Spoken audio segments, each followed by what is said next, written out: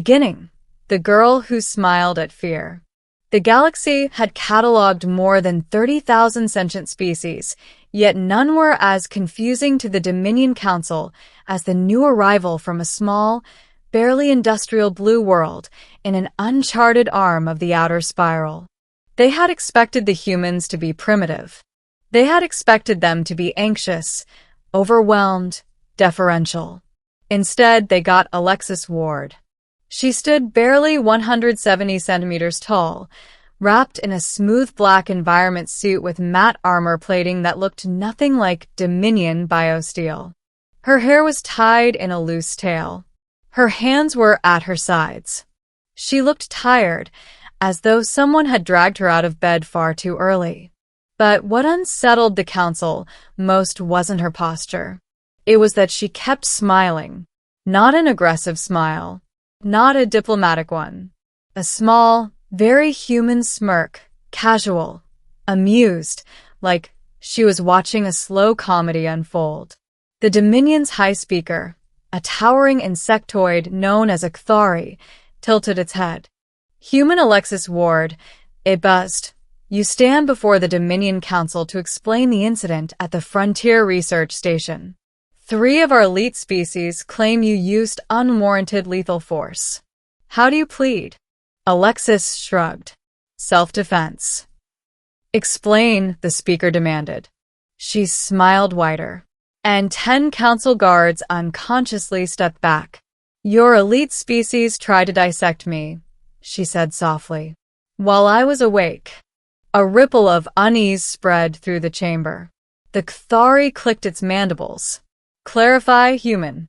You incapacitated an Othrel warbrute, a Varnak shock guardian, and a Yulthran psion adept. Alexis lifted a brow. Those were elite soldiers? Huh. I thought they were interns doing a hazing ritual.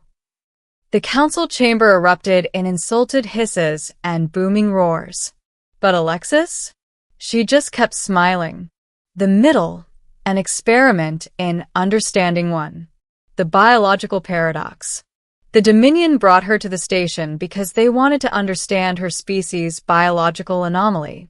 Humans had appeared on long-range sensors, expanding rapidly through their star system with no genetic enhancements, no psionics, no exoskeletons. They had assumed humans were fragile.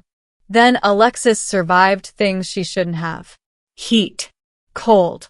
Vacuum exposure for 15 seconds. A neurotoxin dose that should have liquefied her nervous system. Every test showed the same thing. Humans were impossibly hard to kill. When asked about it earlier, she'd shrugged and said, "Evolution made us stubborn. It's kind of our whole thing." 2. The challenge. Now the Dominion wanted answers, and maybe revenge. Human, the high speaker hissed, you claim your actions were defensive, yet the injuries you inflicted were extensive. Alexis crossed her arms. You strapped me to a table. It was a research procedure, the speaker buzzed. Non-lethal. You sliced open my abdomen. Minimal incision. It was 20 centimeters. Murmurs filled the room. Human. You healed in 2 hours. She rolled her eyes. Yeah, but it hurt. That single casual sentence made every species present feel a shiver.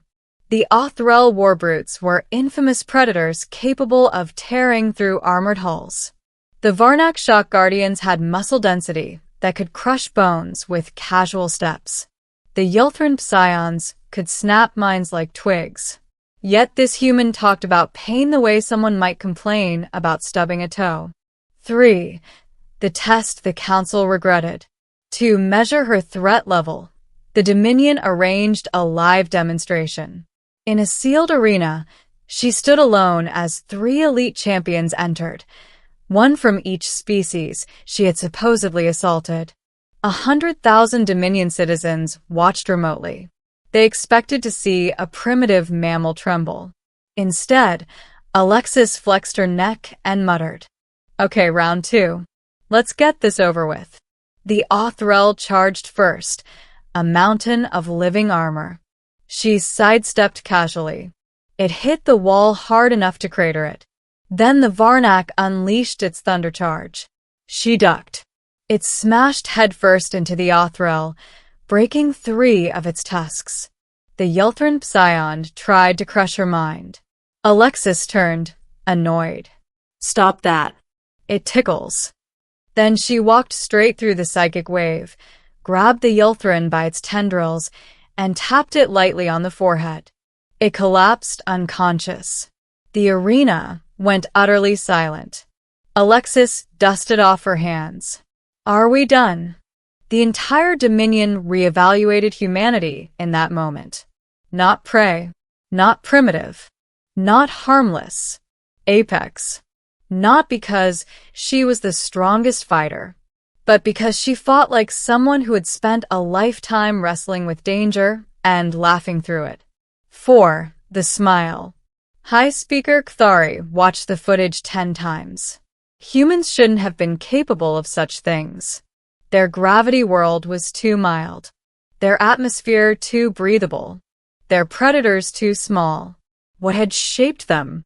Why did they move like species that evolved under constant existential threat? Kthari asked the human directly during interrogation. Alexis shrugged. You know how your kids play with knives starting at age 3? The Kthari choked. What? No.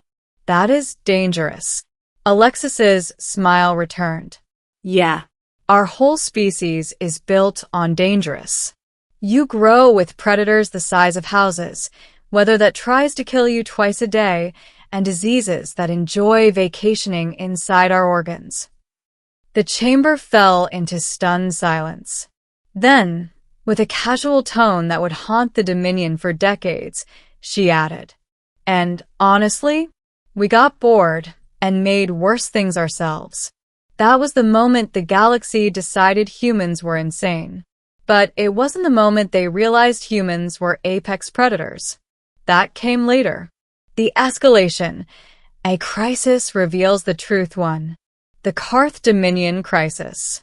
2 days after the arena demonstration, an alarm shook the station. A Karth Leviathan, an enormous void organism that drifted between star lanes, had awoken near the research facility. Normally peaceful, it had been struck by mining equipment and was now in a destructive frenzy. The Leviathan was gigantic, kilometers long. Its tendrils could slice vessels in half. Its gravitational wake destabilized warp drives.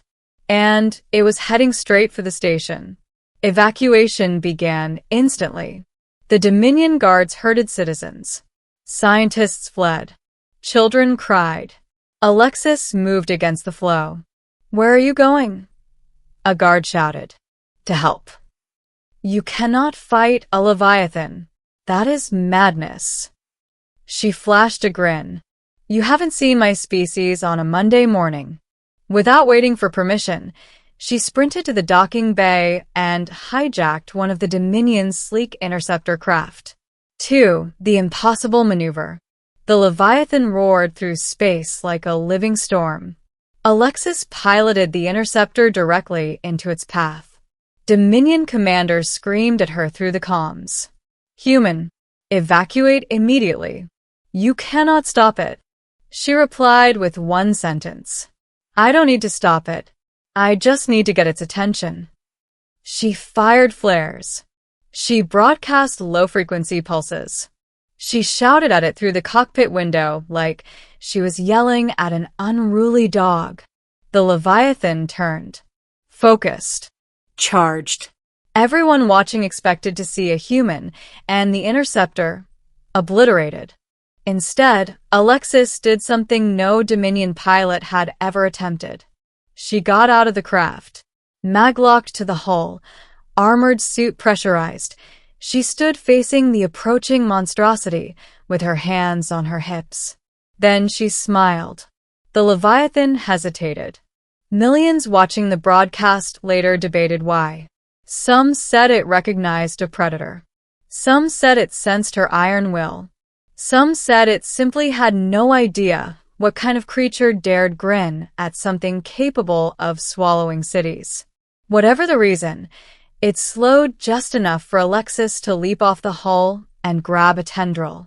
Her suit amplified her momentum as she swung, climbing rapidly along the writhing appendage. She reached the nerve ridge. She jammed her emergency medical injector, containing Dominion-grade sedative, into the exposed tissue.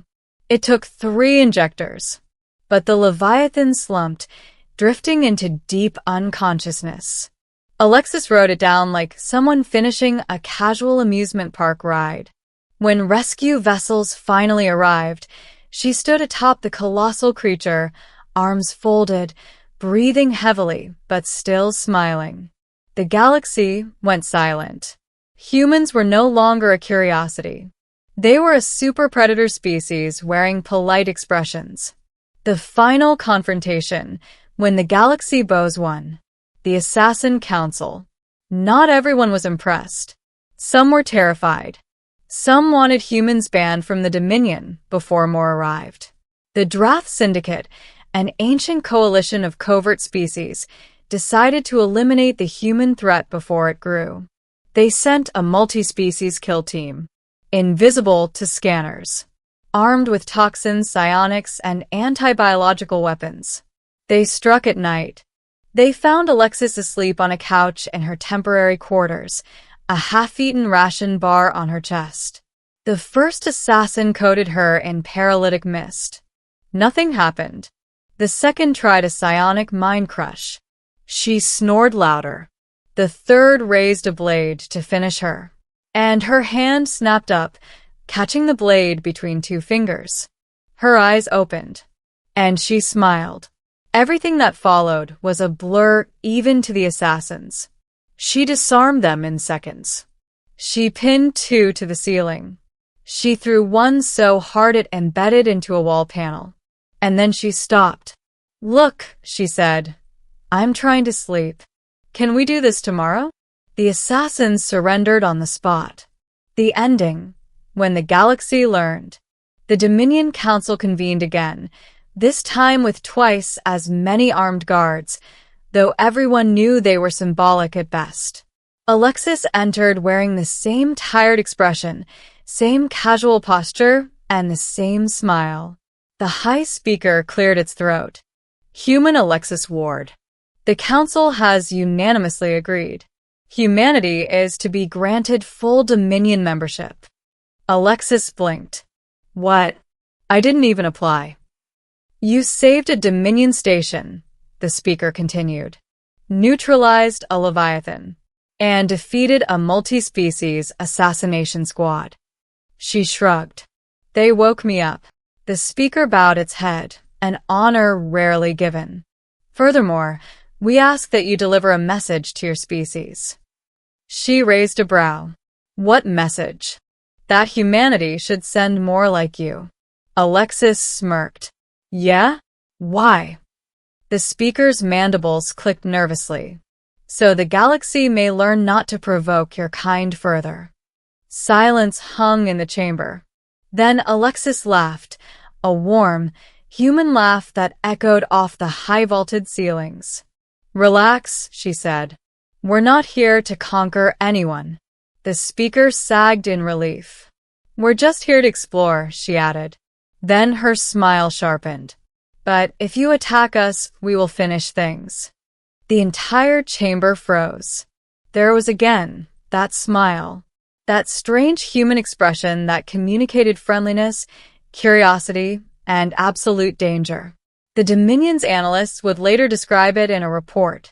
Humans display a facial expression that bears teeth, typically seen in predatory species immediately before attacking. Yet they use this gesture socially.